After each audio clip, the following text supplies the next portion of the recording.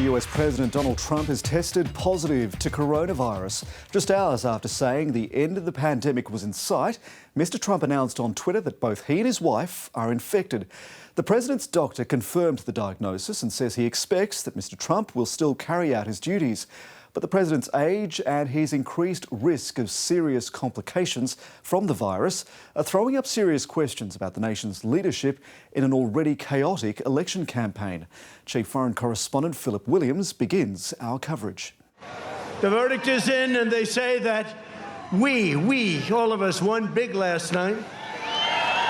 Fresh off what he saw as a victory in the first presidential debate, Donald Trump returned to rousing large crowds at his trademark campaign rallies, which have been criticised for a lack of COVID safety. Here we go. Now the US president has confirmed both he and the First Lady have tested positive for coronavirus, adding they'll begin quarantine immediately and will get through this together. Hours earlier, he revealed he and his wife were tested after a senior aide was infected. She tested positive, and I just went out with a test. I'll see what, because we spent a lot of time, and the First Lady just went out with a test also. Advisor Hope Hicks reportedly spent a substantial amount of time in close contact with Donald Trump this week, including flying aboard Air Force One and the presidential helicopter Marine One. But it's so far unknown how the President and First Lady contracted COVID. Donald Trump is not the first world leader to be a confirmed case. Both British Prime Minister Boris Johnson and Brazilian President Bolsonaro tested positive earlier this year. Both say they've fully recovered, but neither of them were in the heat of an election battle. Early voting is already underway in more than a dozen states. With the election just 33 days away, Donald Trump may have to spend nearly half that time in isolation if he follows his own government guidelines. Mr. President! Donald Trump has joined more than 7 million Americans who've tested positive to the virus. At 74 years old, the US president now finds himself in a precarious position. While much is unknown about this virus, what is clear is it hits the elderly hardest. The White House chief physician says he expects the president to continue carrying out his duties without disruption. If you're 74, just take the age now, 74 gives you a mortality rate, a chance of dying of between 5 and 12%. So he's just on the obese level. Obesity gives you an extra maybe 40% chance of dying. And I just want to say that the end of the pandemic is in sight, and next year will be one of the greatest years in the history of our country. The US president's unbridled enthusiasm may be tempered for now, as his political battle with the virus is now a personal one. Philip Williams, ABC News, Washington. Let's bring in US Bureau Chief David Lipson, who's now outside the White House. David, this is an extraordinary development.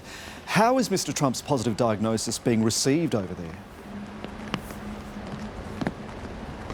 Well, Jeremy, Americans have been living and dying with the coronavirus for a full 7 months now, but this will still come as a major shock. The fact that the Commander-in-Chief and the First Lady have both contracted coronavirus, and there will be national security implications from all of this, and also concerns about a broader spread in the top echelons of government, in the White House, which hasn't always observed the most stringent coronavirus protections. They do test regularly for COVID-19, all the staff, but for example, masks are not that popular.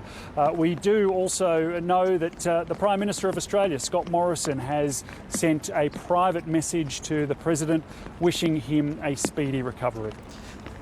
So Donald Trump is now confined in isolation. What does this mean for the final month of campaigning?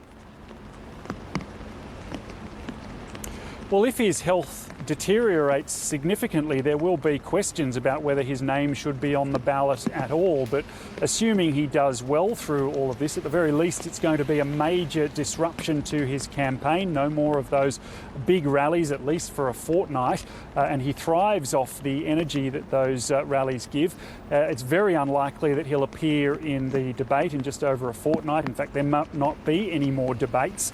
And remember, this is a president who, from the start, has downplayed this pandemic, and he's on tape admitting he did that on purpose. And just this week in the debate against Joe Biden, he mocked his opponent for wearing a mask. So All of that will cause a lot of voters, you'd imagine, to question, if they haven't already, the president's judgment and leadership on coronavirus. It may generate some sympathy, but at the very least, as I say, a major disruption for the remainder of the president's campaign.